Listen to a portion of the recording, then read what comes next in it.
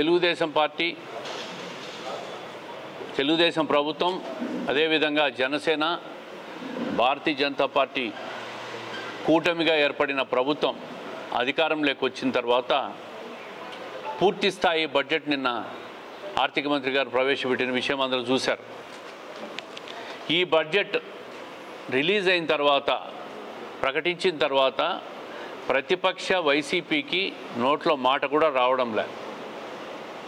ఏమని మాట్లాడాలా అని కూడా వాళ్ళకు నోట్లో మాట రాక ఏదో అర్థం లేని విమర్శలు ఎవరి పాటికి వాళ్ళు చేసుకుంటూ ఉన్నారు. ఈ బడ్జెట్లో ఉన్న ప్రత్యేకత ఏంటంటే,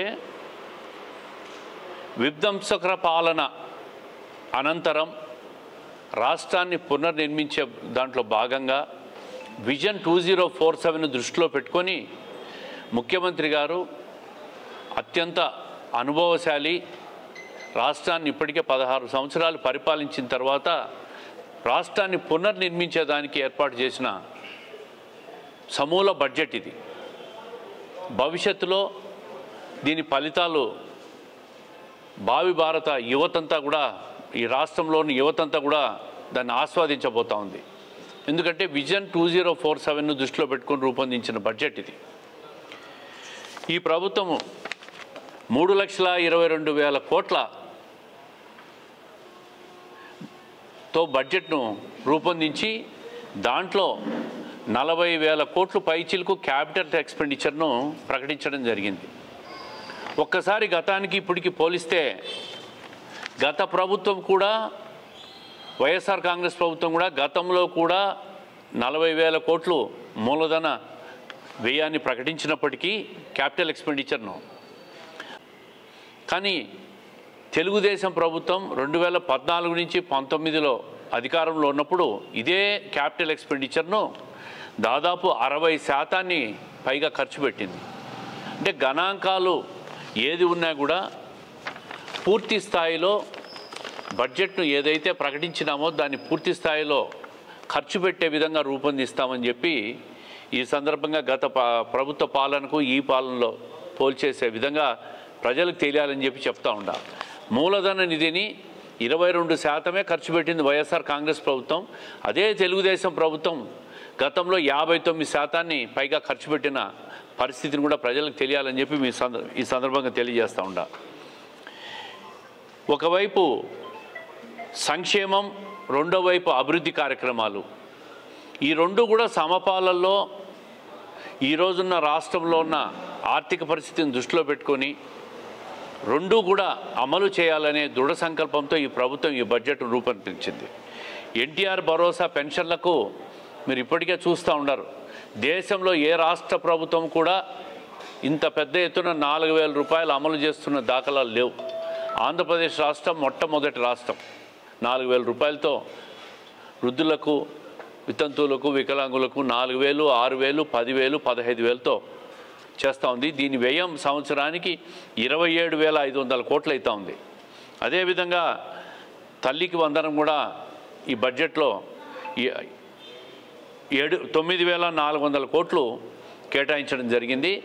రేపు విద్యా సంవత్సరం నుంచి కూడా తల్లికి వందనాన్ని సూపర్ 6లో భాగంగా ఏ పథకం ఉందో దాన్ని అమలు చేసే విధంగా ముందుకు పోతూ ఉంది. బడ్జెట్లో దాన్ని కేటాయించడం కూడా జరిగింది.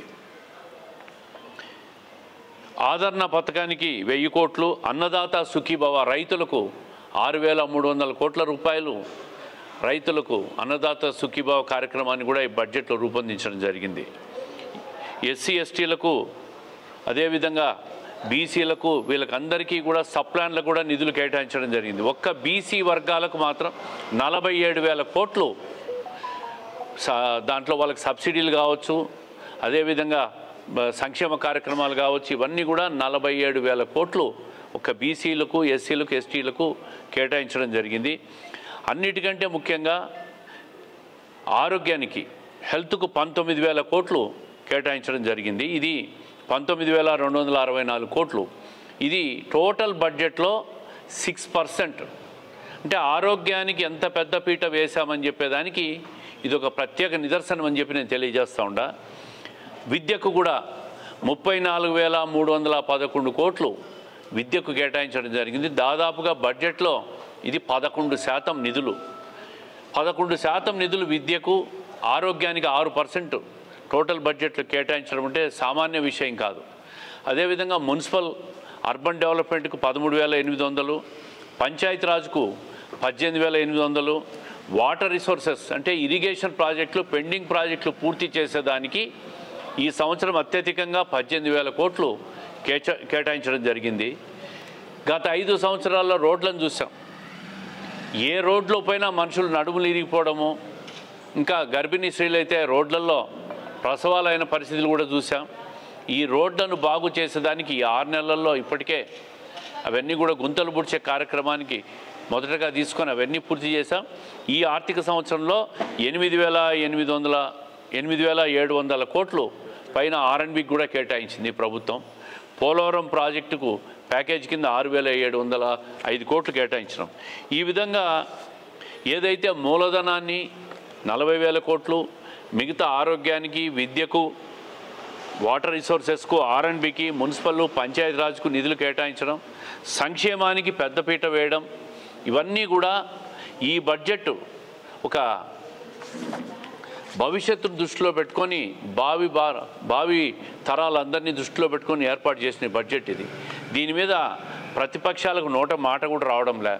వ్యవసాయానికి ఒక ప్రత్యేక బడ్జెట్ తెలుగుదేశం ప్రభుత్వం 2014లో ఏర్పాటైన తర్వాత వ్యవసాయానికి కూడా ప్రత్యేకంగా బడ్జెట్ కేటాయించడం, దానికి దాదాపు 48,000 కోట్లు కేటాయించడం. అదేవిధంగా అన్నదాత సుఖీభావ కింద 50 లక్షల మంది రైతులకు ఇది ప్రయోజనం కలుగుతూ ఉంది. కౌలు రైతులను కూడా దీంట్లో తీసుకోవడం జరిగింది. ఈ విధంగా సంక్షేమం, అభివృద్ధి, దీర్ఘకాలిక ప్రణాళికలు ఇవన్నీ కూడా పొందుపరుస్తూ రూపొందించిన ఈ బడ్జెట్ రాష్ట్ర ప్రజలకు ఎంతో ప్రయోజనకరంగా ఉంటుంది. భవిష్యత్ అంతా బాగుంటుంది. ఒక పక్క సంక్షేమం, అభివృద్ధి, రైతాంగం ఇవన్నీ కూడా, ఇరిగేషన్ ప్రాజెక్టులు పూర్తి చేసే కార్యక్రమం, ఇవన్నీ కూడా రాష్ట్ర భవిష్యత్తును.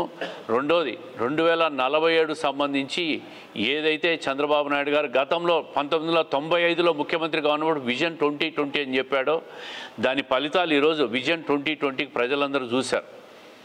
ఉమ్మడి ఆంధ్రప్రదేశ్ ఉన్నప్పుడు ఆయన చేసిన కృషి, హైదరాబాద్కు తీసుకొచ్చిన ఐటీ సంస్థలు, దాని ద్వారా రాష్ట్రానికి వచ్చిన సంపద, ఇవన్నీ కూడా ప్రజలు చూసి విజన్ 2020ని సాకారం చేశాడు ఈయన. ఆ రోజు మనం అందరం కూడా విజన్ 2020 అంటే ఏందో అనుకున్నాం, చంద్రబాబు నాయుడు గారు సాకారం చేశాడని చెప్పి చర్చించుకోవడం కూడా మనం చూసాం. ఈరోజు మళ్ళీ విజన్ 2047ను సాకారం చేసేదానికి ఈ ప్రభుత్వం రాబోయే రోజుల్లో కృషి చేస్తుందని చెప్పి ఈ సందర్భంగా తెలియజేస్తూ, ఇది ఒక అద్భుతమైన బడ్జెట్. అన్ని వర్గాలకు, అన్ని ప్రాంతాలకు, అన్ని ప్రాంతాల అభివృద్ధికి కట్టుబడి తీసుకున్న ఈ బడ్జెట్ నిర్ణయం అని చెప్పి ప్రజలకు మీ ద్వారా తెలియజేస్తున్నాం. రెండవది, రేపటి నుంచి రంజాన్ మాసం, ఒక పవిత్ర మాసం. రేపటి నుంచి కూడా మార్చి నెలంతా కూడా ఇప్పటికే జిల్లా కలెక్టరు, ఇక్కడ అర్బన్లలో కార్పొరేషన్లు కానీ, పోలీసులు కానీ అన్ని జాగ్రత్తలు, ఏర్పాట్లు కూడా ప్రజలకు ఎక్కడ అసౌకర్యం కలగకుండా, అదేవిధంగా మసీదుల దగ్గర కానీ, దర్గాల దగ్గర కానీ శానిటేషన్ కార్యక్రమాలు, తర్వాత షాపుల్లో ప్రత్యేక సమయాలన్నీ పెంచి వాళ్ళకి ఎక్కడ ఇబ్బందులు కలగకుండా చర్యలు తీసుకోమని చెప్పి ఇప్పటికే కలెక్టర్ను, కార్పొరేషన్ను కూడా, ఎమ్మెల్యేలు మేము అందరం కూడా కోరినాం.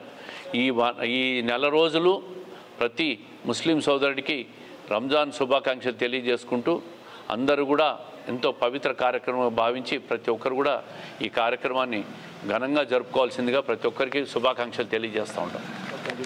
తాగునీటి ప్రాజెక్టులకు 18,000 కోట్లు కేటాయించినారు.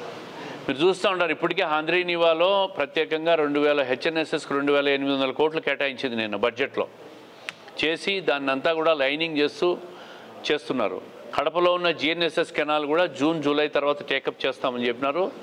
దాంట్లో కూడా ఈ 18,000 కోట్ల నిధులను కూడా జిఎన్ఎస్ఎస్ కూడా కేటాయించే అవకాశం కూడా ఉంది. సాగునీటి ప్రాజెక్టులు తెలుగుదేశం ప్రభుత్వం వచ్చిన తర్వాతనే రాయలసీమకు ముఖ్యంగా ఏ ప్రాజెక్ట్ అయినా కూడా రూపకల్పన చేయడం, ప్రారంభించడం, పనులు చేసిన ఘనత ఒక్క తెలుగుదేశం పార్టీదే. వైఎస్ఆర్ కాంగ్రెస్ ప్రభుత్వం కానీ గతంలో ఉన్న కాంగ్రెస్ ప్రభుత్వాలు కానీ ఎప్పుడు కూడా రాయలసీమ సాగునీటి ప్రాజెక్టులకు ప్రాధాన్యత ఇవ్వలే. అది తెలుగుదేశం ప్రభుత్వమే ఇచ్చింది.